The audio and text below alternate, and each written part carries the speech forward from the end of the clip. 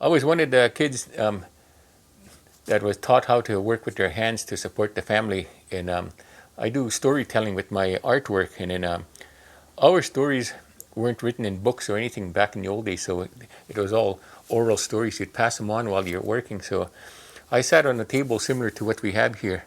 And my late mom would sat on the other side. And I would sit there and have to work with my hands in order to help provide food for the family so we could buy groceries. So that's where I learned my skill from it. And at times I thought I was being picked on, just like, you're the one that has to do this. But here it wasn't. It was just they were teaching me a way of life, what to do in the future. So I learned how to bead. I can tan hides and stuff like that. Like all the things that the elders did, I would sit there and do that. And then one day I look out the window, watch the other kids playing outside. Oh, they look like they're having fun. But I got to sit here and work. And then I kind of got the nerve up to speak up for myself. I said, Mom, how come you're always picking on me? I said, you're always asking me to do all this stuff. How come you don't ask Sapat or Ringy or Eldon or Bayula or Lucy or all my brothers and sisters? We had a big family. No, I'm not picking on you, son. This is what's happening. Look at them. They're playing outside right now. They're having fun. But in the future, they're going to have to drive to town and go to work. So they're going to have a job out there and work every day, 5 days a week at their jobs, go back and forth. You'll be at home. You'll be working at home. People will get hold of you from all over to make stuff for them. And I didn't believe that. And now, 55 years later, I'm here doing artwork here, and I'm at home all the time. We built a metal shop to work in, but I didn't feel good in the metal shop. It's just like I'm too enclosed in. But when I'm out in the bush, that's where my pit is, and I got the lattice all around, so I can look outside and look at nature, and I feel so much better working there. And she was right with everything she said. I am at home, and I work with my hands, and which I enjoy, trying to share my knowledge with what I do. And then when the work we did, I would just sit there, and she would be passing stories on to me. So all the things I would absorb in my head like a sponge, just always getting these stories and stuff. So, and today we'll be working with some soapstone, and then as I said, with our carvings and stuff, with our stories, we never had anything written down. So what I've done was made stories out of my carvings out here. So whenever I have a carving, I'll have a story of something that's happening now or in the past. And anything that happens at the moment here, I can do it out here, and then with my rock. And then when you buy that carving or get the carving, gifted whatever way you get it, there'll be a story of something that's happening at the moment or from the past. And this particular one I have here is one of the frontline workers because of the COVID that's going around. So this one I'm working on has a mask on. Before I start my carvings, I always put tobacco down with my rocks. So I'll put the tobacco down to make sure I pay Mother Earth for working on her husband. In our teachings, the first thing that God put on the earth was the grandfather rock. In our teachings, Mother Earth is married to the grandfather rock. And this particular one I have here, you'll see a face I'm starting on here wearing a mask. So that's to honor the frontline workers because of what's going on right now. So stuff like this I'll do at home, and then today I bought my rocks into the building here to teach people what I do at home. And before I get too far, I'm going to show you another one of one that I had finished. And there's one here that they have. It's the first NHL player of the First Nations was Fred Sasakamoose, and he was they called him Chief Thunderstick was his given name out here in the First Nations. So I made a carving to honor him for what he's done out there. So I'll bring that up here. Just take me a minute. This is how the rock looks here when you first get it. There's really just a rough rock, and then I'll start filing it and grinding it and stuff to get to that point. And you'll see the face starting to come out here, and then the eyes. Then there's the mask on here, and I'll do the hair on there. So right. This is one I finished a while ago, and you'll see this one is to represent Chief Thunderstick. you'll see the chief here with the headdress on here. And then the flames in the back to represent the speed. He's going fast on here. And on the other side, you'll see there's a puck I put on here, and the lightning to represent the thunder. And then there's a hockey stick here. And that's why you got thunder stick, the lightning in the stick. The lightning will represent the speed and the thunder. So that's my version of Chief Thunderstick. So anybody can make them any way they want. But this particular one is my version of honoring the late Fred Sasakamoose, being the first NHL hockey player. So don't mind if I'm moving my hands too fast with this, but you'll see the front here.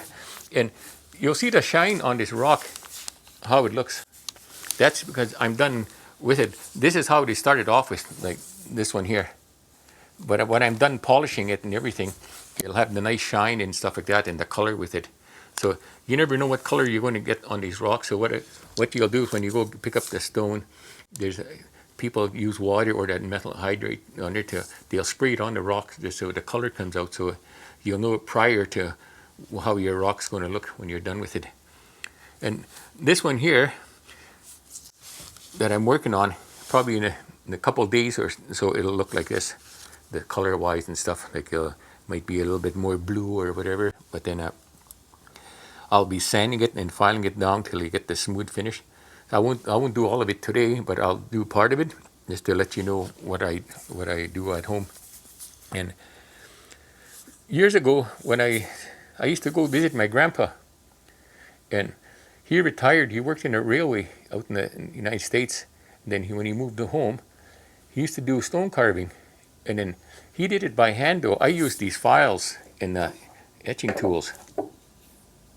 So I got a whole bunch of different files for whatever shape you're going to do.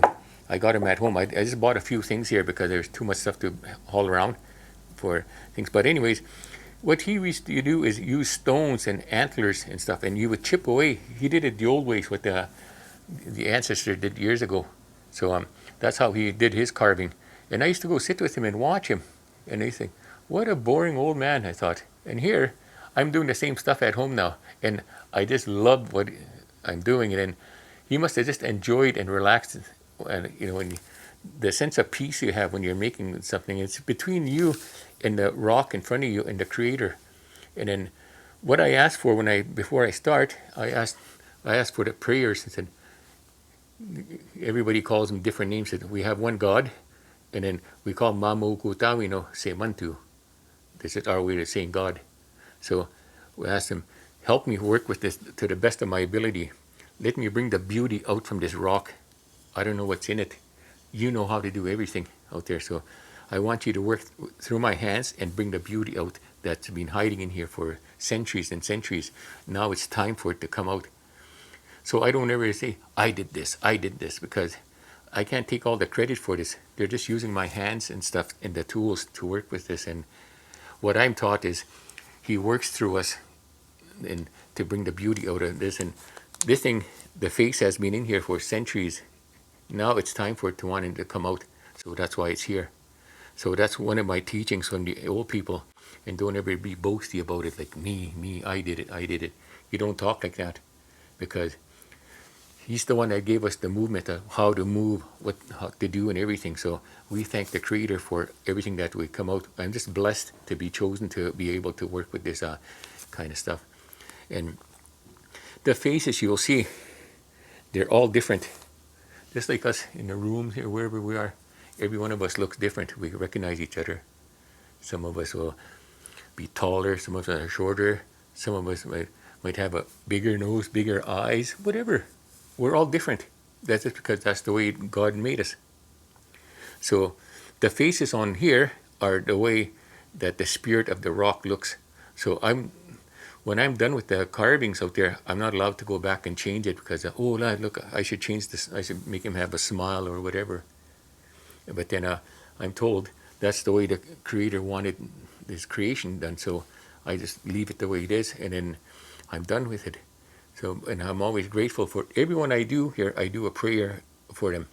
And all the rocks that you see out there that I created in the past, I always give thanks to the Creator for helping me or blessing me with the ability to be able to work with my hands on here. And before we start, this one here, I made two different ones, like there's two different styles, but of the same story.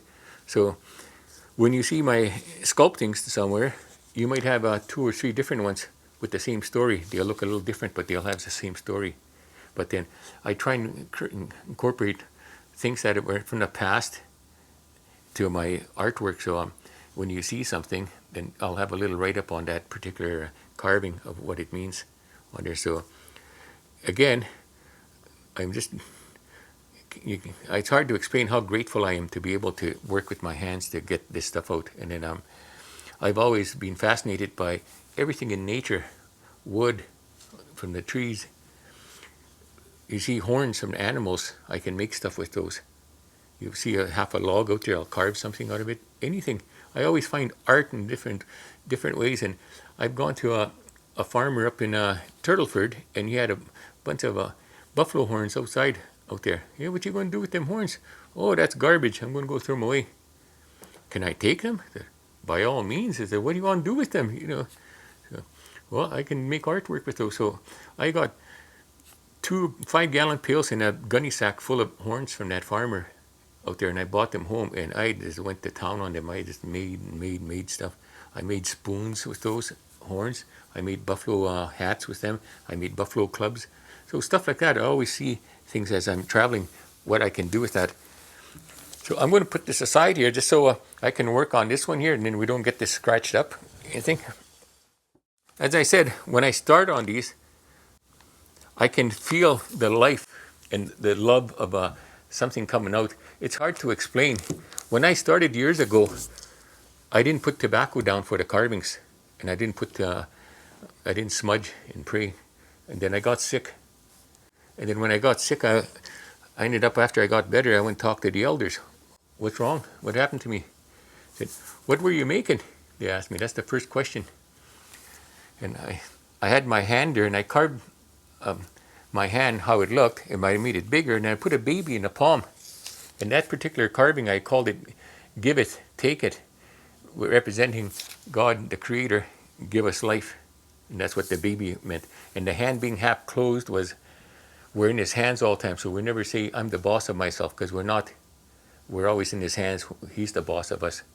So this carving represents we're loaned onto the Mother Earth for a certain amount of time. And the hand being half closed represented that we can be taken at any time.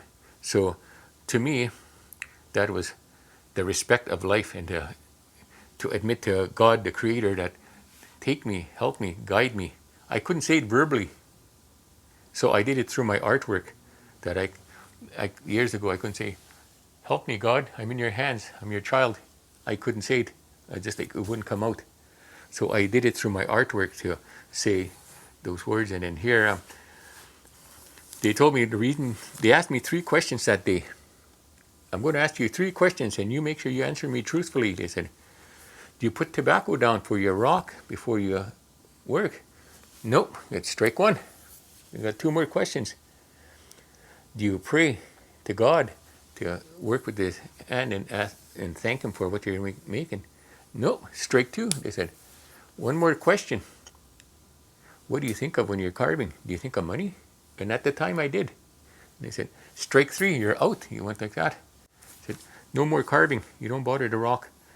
Your punishment for not respecting it and not paying for it is you got to quit for 4 years. Do something else for a living, and then later on you can come back after 4 years of not bothering the rock. So I didn't know what to do out there. So I ended up, I worked with the band for 4 years, and I just missed my artwork. But after the 4 years was done, I came back to carving the rocks, and all I think is the life I'm bringing out now. That's all, and the beauty that's in here. What am I going to bring out of this? And then the beauty that comes out, it's the happiness that's going to go to somebody's home. That's what I see on here. That after I'm done this rock, like the one you saw out there, the one that was done. So from the raw rock that you pick up, and then when you start carving it, and then the beauty that comes out, I see the family, like, hey, look at this beautiful rock out here, like this carving. That's what I see. That nothing else. And the life that came out to transform a rock that's sitting somewhere people would ignore to a thing of beauty that's going to be in your living room. And I got all sorts of files at home for my work, and when I'm working at home, I got to wear a mask. I got when I outside here because this thing's hard on your lungs if you don't wear a mask, and I got the ones with the big filters on there.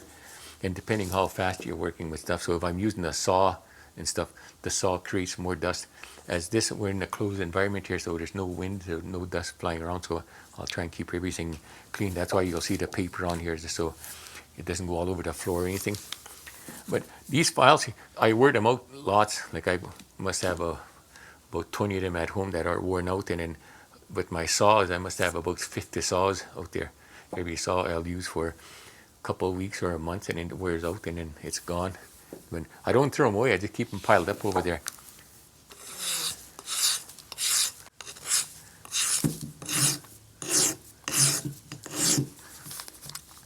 I try and make everyone a little different than the last, and you can never get them all the same. And sometimes I don't know what I'm making.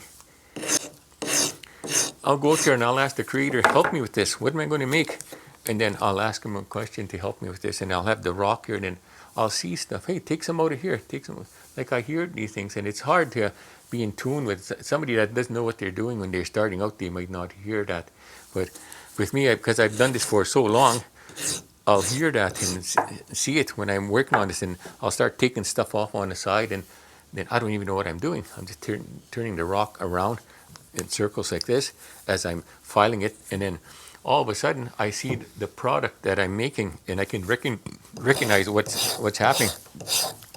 One of the funniest ones I made, not funny, but to me it was because I'm always carving First Nation stuff in it. So I asked the creator, help me with this. I didn't know what I was making on there. I started taking stuff off, and here it ended up being a dragon, and everybody was just blown away at the store that I made a dragon, because that's not up my alley to make dragons. It's always the First Nations things, but I just go with what I see and what I'm told. And you got to be right in tune with the rocks to hear that. And then for me, I'm just happy I am.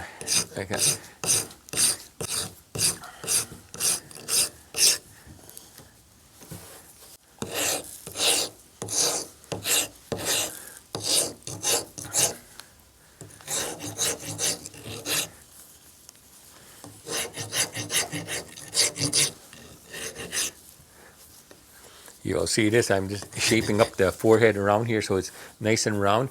I had a friend of mine, he passed on years ago.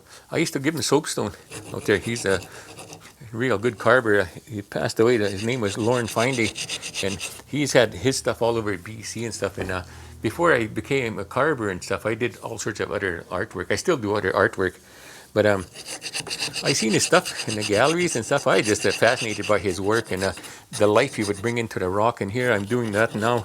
But he'd come to the house, and I would give him stone because he ended up getting to the wrong path later, and then he left everything he had in BC and wanted to a new life. He got tired of all the stuff he did out there, and ended up when he moved home, he struggled in his life with what he was doing. So I'd always help him out, but he would give me pointers on what to do with my carvings and how to make this and that.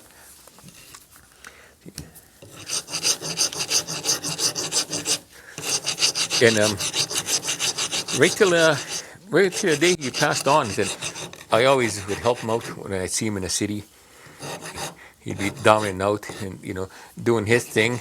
And he went, as I said, he went on the wrong path later on, but he was tired of what he was doing out there. He just wanted a different in life, and ended up, I seen his stuff all over in the galleries, and one of these days I want to be like my friend, and now I'm doing what he was doing out there. But he would give me pointers. A lot of them are secrets that people won't share, how to make certain things on it. And that's how, like a lot of these people that make stuff, they're, well, I can't teach you. It took me a long time to figure that out. And me, I'm not like that. I teach, and I'll share my knowledge with them, because without sharing your knowledge with them, people aren't going to know what to do and how to make certain things. But as part of my teachings as a kid, I'm at home now, as I said, so with my artwork out there, and then I'm continuously doing this, and I really enjoy what I'm doing. It's hard for me to get away from to do stuff because I like doing this. Not just this, but anything else. I do the headdresses for the chiefs and stuff, and even those the headdresses.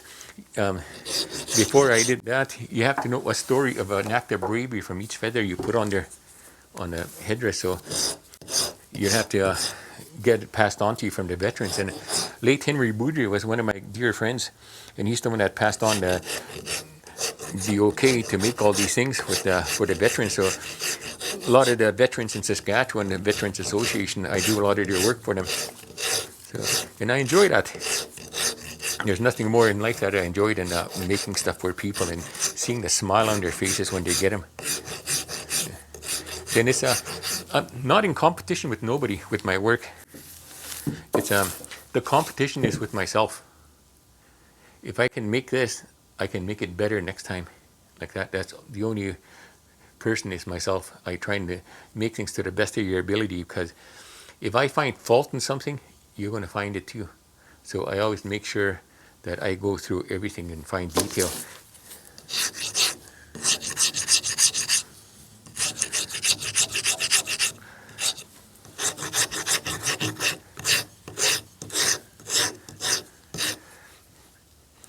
I've got in my room at home there, I do my morning prayers every morning. I don't know how many rocks on the table where I do the thing, but in that room alone, you can count. I counted minimum about 80 different rocks that I have in there, because I'm just like, that's part of me, this rock here.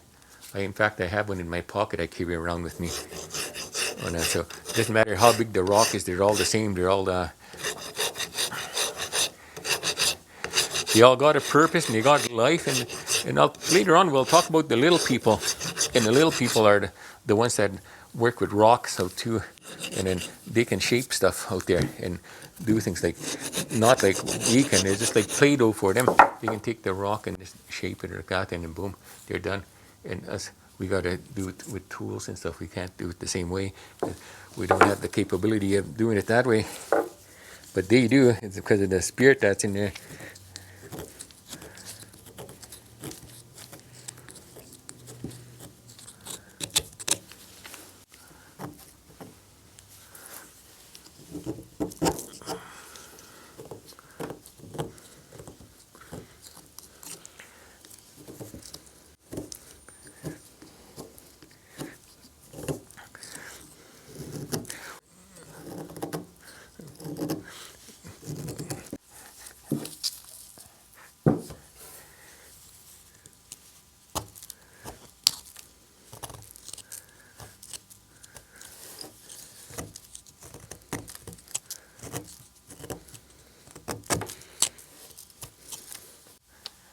See, a lot of times I'll turn the rock around so you can't see it, and it's hard for me to work at home with this when I'm carving rocks, because I gotta put my attention to the rock. So I feel like I'm being ignorant to somebody when they're there, because a lot of people, when you visit them, they like to have full contact, look at them and stuff. But when I'm carving, I gotta put my attention to my grandfather here, grandfather rock. So I feel like I'm being rude to them when they're visiting me, because I'm not paying attention to them. Just like I'm actually paying attention to them, but then I got to pay more attention to what I'm doing here. I don't want to stab my hands with this or not see what I'm doing. So it's always just common sense to look at what you're making out there.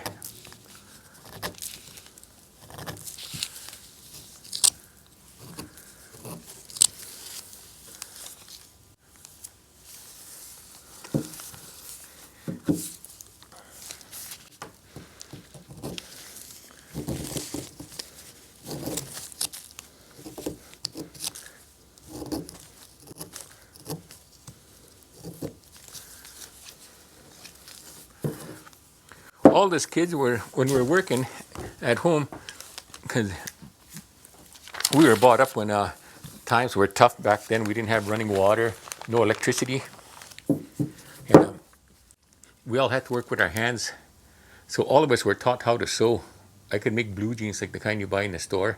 I can make shirts like this with the buttons. Like, we're all taught like that, not just me. All my brothers and sisters, because it's just the way of life.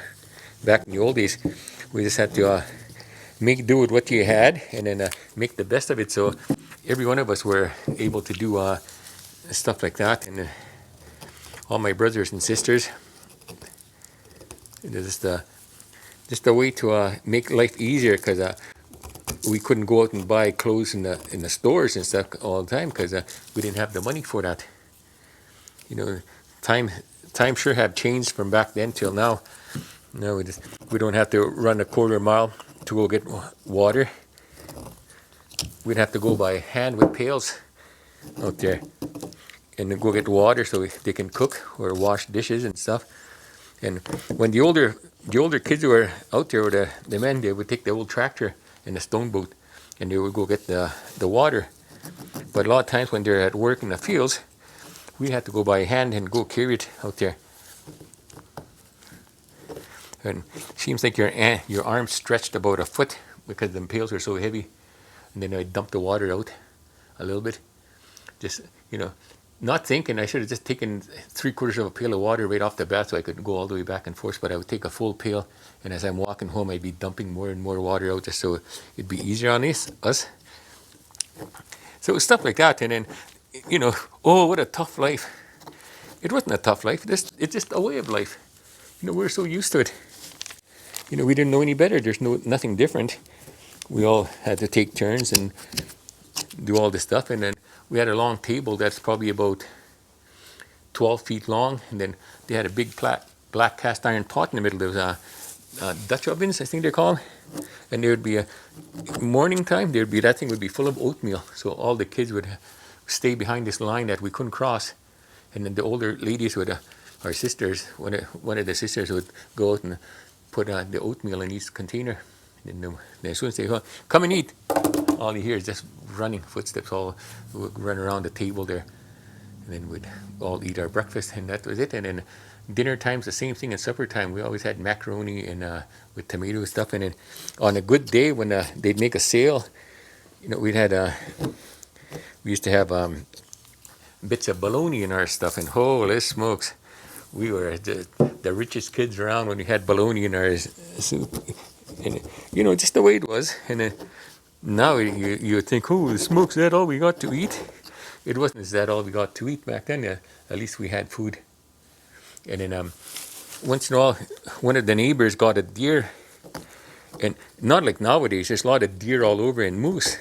Back then it wasn't like that. There was hardly any. And then if somebody got a deer, we considered that guy to be a real rich man because they had meat.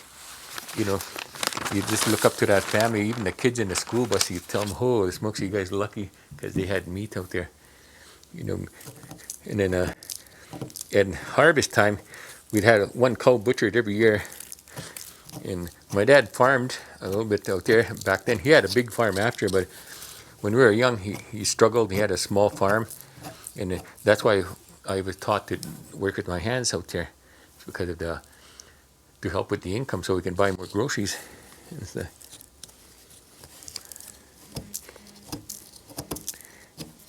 And I enjoyed it. It's the way life was. And nowadays, if a kid went through that stuff, they'd be whining and crying because it is so hard for them. There was no such thing as whining and crying back then. It was, 40 below, you go outside to the bathroom, to the outhouse, there's no warm place to go in, stuff like that. So a lot of us went through that stuff, and there's nothing to worry about, just the way life was.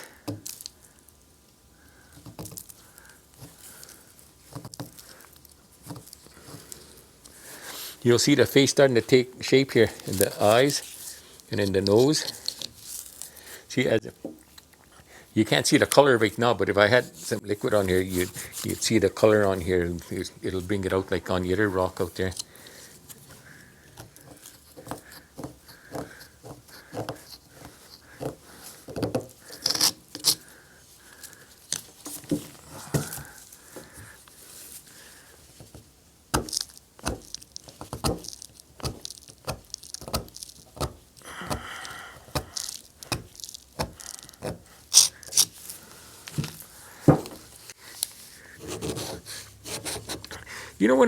When I time that I got sick from the rocks, I would sit there and the rock would be in front of me. I could sit there and look at that rock for a week. It'd be in front of me like this, and I'd be sitting there. What am I going to make? I look at it. I wouldn't have no idea. Then I turn it around, look at it from that angle. I still don't know what to do with it. Then turn it like this. What am I going to do with you? Then turn it again. I would sit there for a whole day, sometimes 8 hours a day for 1 week. I couldn't figure out what am I going to do with this rock. Now, when the elders told me to quit for them 4 years, that things are going to be easier for you, you'll see stuff. I can see stuff in the rock. And if I don't see it, in my prayer, they'll teach me. They'll show me what to do, and I'll start bringing out what was in here.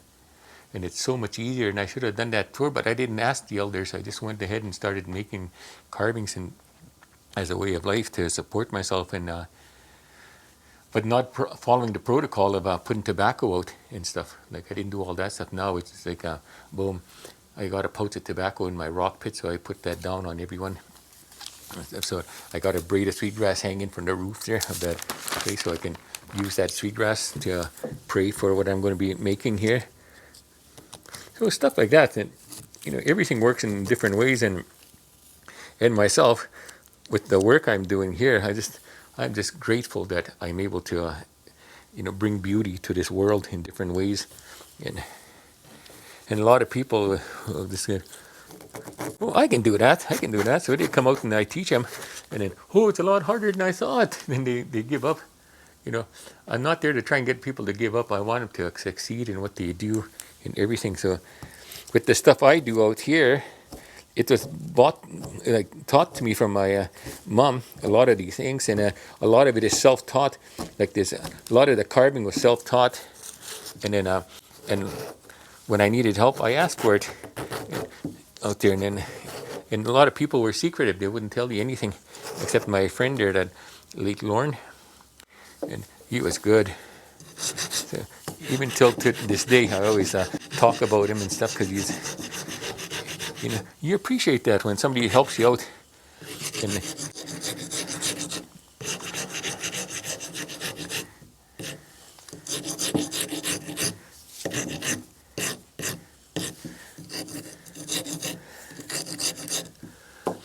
that one I showed you with that Chief Thunderstick, that was commissioned to me from the tribal council. They're going to honor him out there, so I don't know who it's going to be given to. Maybe his son, or maybe they're going to put it in one of the offices. I just do what I'm told and what I'm asked, so I get to work. Again, that's helping them out with something, and then again helping me out too with feeding my family and helping them out. So, and when I make a sale with stuff, I don't just think of myself when I do something, because I'm so grateful that I've been passed this gift of being able to work with my hands. All the things I have at home, I am so grateful, because these two hands you see in front of you is what got me what I have today at home, because I work with them, and I work hard with those, and I don't ever take advantage of anything. We go hunt in the fall. I get extra stuff. I share with a lot of people. Like this year, after we had a good hunt with my grandson and my nephew, I ended up sharing with I think 16 or 17 families that I went and dropped off meat for every household, and not just First Nations, with anybody.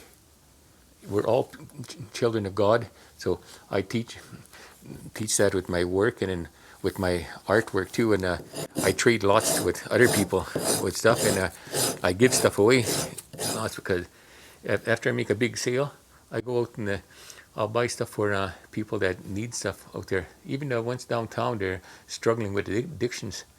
I'll go out there and buy big pizza for them, and or even McDonald's, I'll buy food for them, and pop. Then I'll go give that. Hey guys, hungry? Here you go. Or tobacco. I always get tobacco given to me, so I'll take tobacco and give it to them, because they're people too. They're brothers and sisters. They're still children of God. Just that they fell into the rut, and then it can easily happen to anybody, you or me or anybody else. So I always take them like my family. It doesn't matter who they are, and I help them out. Total strangers, I help out like that, because that's my way to say thank you for giving me this opportunity to work with my hands, and then that's my way to say thank you for all this stuff that I've been given. So it comes back in different ways. You're always watched. You don't know who's protecting that person, who his ancestors are, who the grandfathers are. We're taught to believe in our creations of us that we all have different protectors, guardian angels, you would call them, and then they're being watched over too. So, you know, you help that person out. That guardian angel watches you. Hey, look at you. You're a good man. You help this person out. So, good things come back to you. Like the big wheel. I always talk about the wheel going around. So what you do now goes out there. It'll come back to you. So you always treat people the way you want to be treated. Like what I said with the hunting part, and then I go out and help the elders, make sure they got enough food and stuff like that. And hopefully when I get their age, the young people will do that with me, help me out when I'm too old to hunt, that they'll come out here and, give me gifts like that, with, bringing me moose meat and deer meat, whatever. And in fact, that's happened a couple of times already. People come out there and drop off stuff, and then, I'm really grateful that's happening on there, because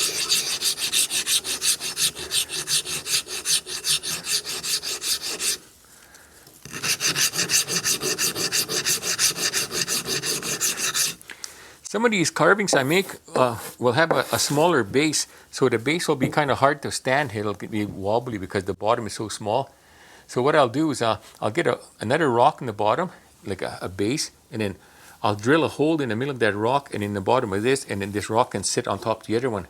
So it'll have a fancier base. Sometimes I'll get like fancy wood in the bottom, and then sometimes I'll contract that out for somebody to make those for me, or else I'll make them myself if I'm not too busy.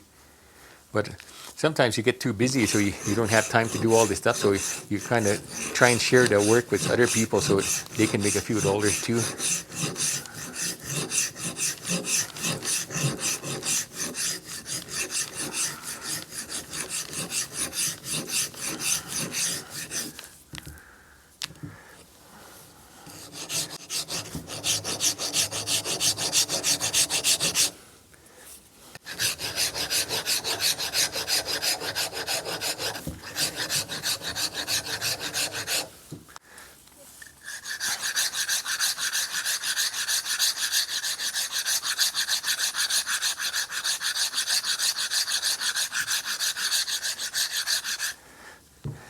You'll see the back part here starting to get smooth. You'll see a few more lines here. What I'll do is I'll etch out a little story behind here after. It probably won't be today, but just to give you an idea what I do on those. And some of the carvings I make, I'll make a mask. I'll make the hole in here, then the eyes, they can go right through this thing here. But I don't know if you can see this on here. But you'll see the face coming out. He's wearing a mask. And in here, I'll put lines in here. So the hair blowing back like that. So I do one step at a time. I'll do the face and the bottom of the mask, and then I'll do the bottom part of this here, the neck area. Then I'll do the hair last on her. And she'll be done. Voila!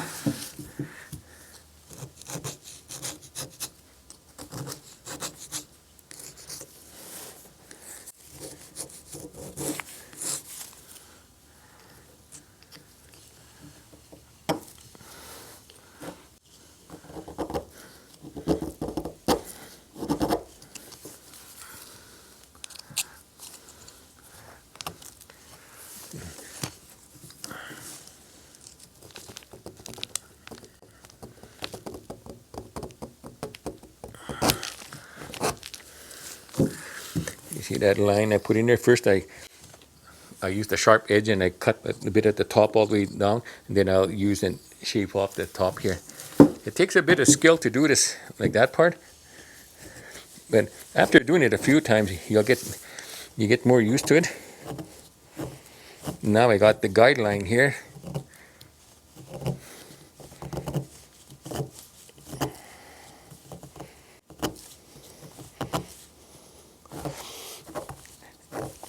This stuff that I'm doing is hard on your hands here.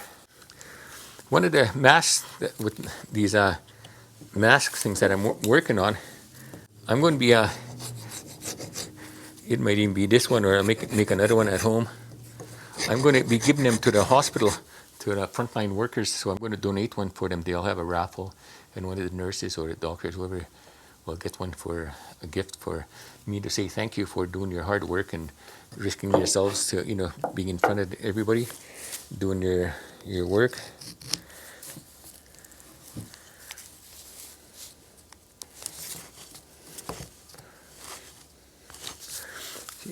See what you'll see in here? You'll see that little line under here. That's the part of that mask. That's what I'm doing on this side now with this thing. So I'm breaking this chunk off a little bit so I can start taking off the little pieces on there.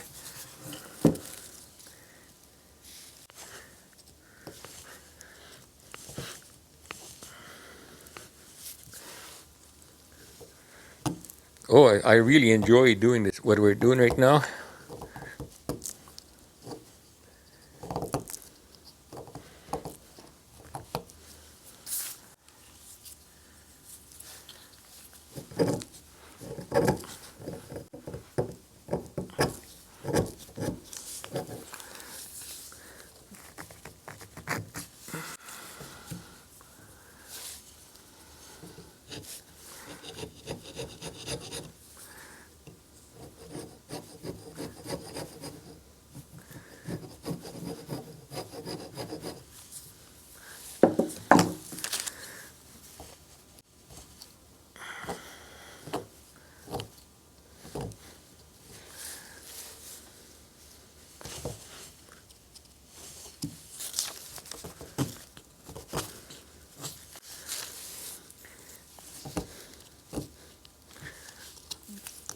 You go in the sweat lodges out there. There's the animals come in there and talk to you. You get a good elder that's pure. He's got good contact with the Creator because he's pure of heart. The eagle can come in there and talk to you, the bear or the buffalo. I've heard them all, including this guy here, the grandfather rock. The spirit of the rock talks to you. And that's the only places I've heard that rock talk was in there. And here, the one time I was carving the one rock, I was kind of poking fun of it because of the size. Here, I got heck from it out there for judging it for the size. So now I treat every one of the carvings, the rocks, just, with great respect. Doesn't matter if it's a little pebble or the big rock. I never say nothing negative about them because he's the one that gives me life, takes care of me. And that's so I got in trouble for, saying stuff like that to him.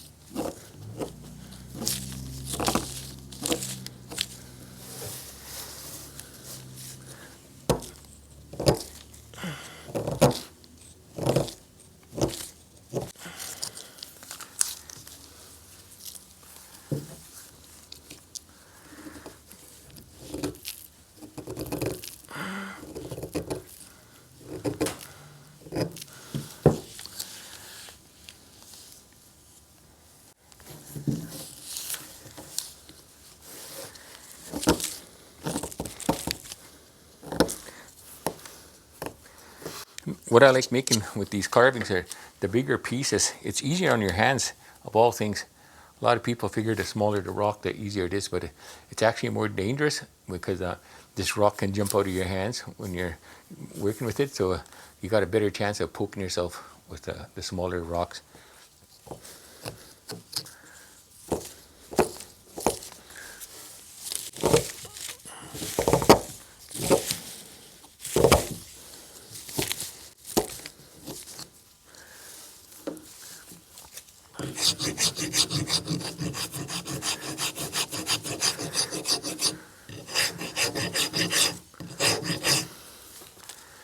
And this morning before I left to come out here, because I knew I was going to be carving out here, I did a prayer for the rocks here, for everything to work out good.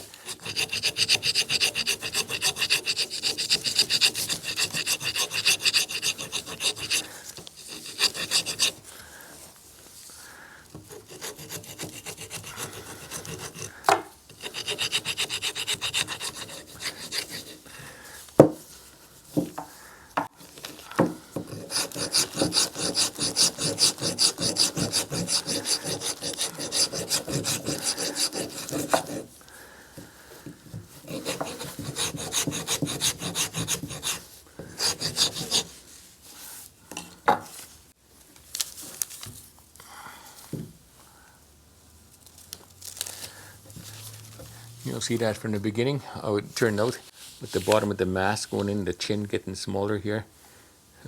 So by the time I'm done, this rock's going to be smaller in the bottom, so it'll be a little bit wobbly.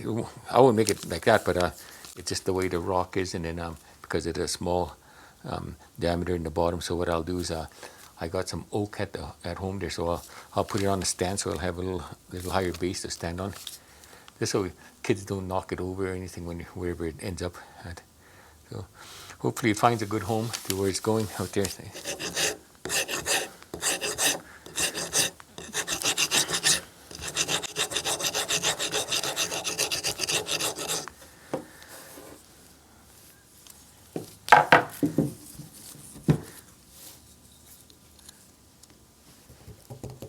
Now I got this other end. This other one got a little V on there. So what I'll do is this flat end did all the flat areas here, but with that V tip on here, that'll be able to make the little grooves on there, so I can start the hair on it. So I'll start a little bit on here just to give you an idea.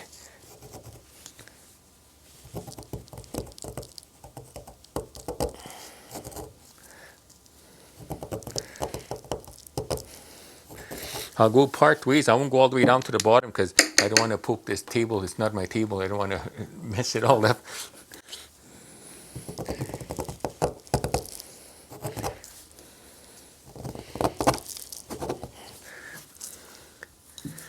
You'll see what I'm doing on here. You'll see that represents the hair blowing down this way. So the reason I don't want to go to the bottom here, because I don't want to poke it on here. I can do this at home more easier right now because of where we're at. I don't want to stab my hands on here, so I'll just start part of it up here.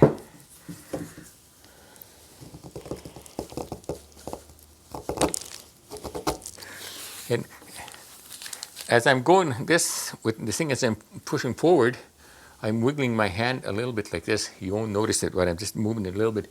And the reason I'm doing that is I'm ripping the rock up a bit as I'm going, because if I go straight, it's hard to go straight. You'll end up going away from the angle that you're trying to cut into. But if I go at a little angle like this, a little swivels, I can control this more and then cut the rock the way I want it done. Just little things that you don't really notice that, but after a while, like when you're carving it, you'll notice it yourself.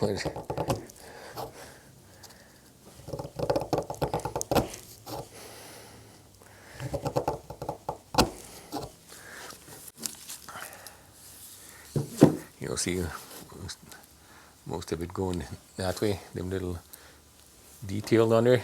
I think we're just about done here for today on this one here. But anyways, that was for today here on this one here, and then thank you for your time.